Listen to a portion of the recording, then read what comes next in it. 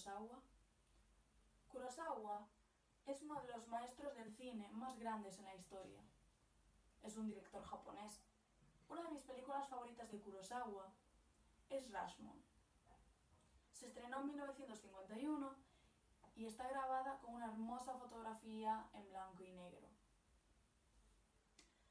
Va sobre una violación, un asesinato y varios testigos que ven el mismo crimen, pero con distintos puntos de vista. Algunos dirán que ejerzo un efecto Rashomon sobre Jamie, Greer y Mars, ya que cada uno me ve de una forma distinta. Pero no les permitiré pintar mi vida, pintar quién soy. Estoy intentando descubrir quién soy, aquí y ahora, en este preciso momento. Y si Jamie, Greer y Mars quieren vérselas conmigo, tendrá que ser a mi manera. Ni más ni menos. Y quien no esté de acuerdo es libre de irse, con Dios.